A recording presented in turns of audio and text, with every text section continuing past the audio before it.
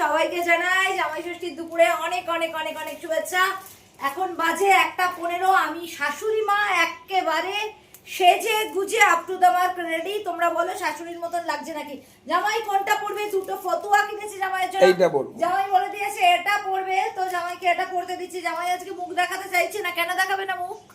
আমি তো টেরা, সেই জন্য জামাই একটু টেরা, তোমরা দেখলে খারাপ বলবে না, সেই জন্য। দেখো তোমার শাশুড়ি শাশুড়ি লাগছে কিনা সেটা বলো, আর চলো জামাইকে খেতে দিই। আমার জামাই কে সেটা তোমরা বলো দেখি।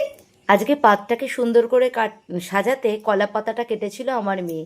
জল, সাদা ভাত, বিট নুন দিয়েছিলাম, সাদা নুন খাওয়া ভালো নয়, দিয়েছিলাম লঙ্কা, লেবু, শশাগুলোকে সুন্দর করে স্যালাড হিসেবে সাজিয়ে দিয়েছিলাম। ভাজার মধ্যে ছিল কুমড়ো ভাজা, পটল ভাজা, আলু ভাজা, আর কিছু ভাজতে পারিনি গো। 3 পদের ভাজা ভেজে হাঁপিয়ে উঠেছিলাম। তারপরেই দিয়ে দিয়েছিলাম হলো ঝিঙে শুক্তো। ঝিঙে শুক্তোটা সেই আগের দিন যে করেছিলাম, রেসিপিটা দেখিয়েছিলাম, সেই ঝিঙে শুক্তোটাই বানিয়েছিলাম।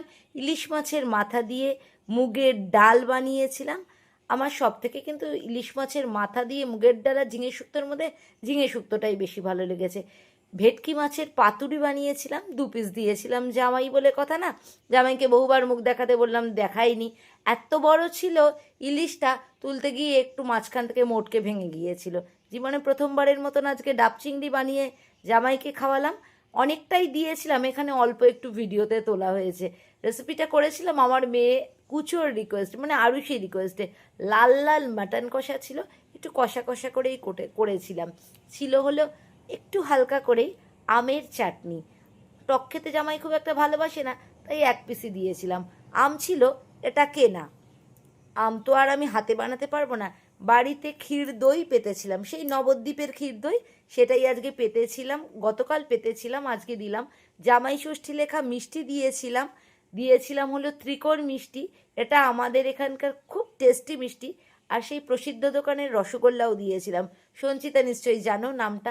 আর এত ভুড়ি বোঝ হজম করবার জন্য বাইরের থেকে কেনা পানও দিয়েছিলাম।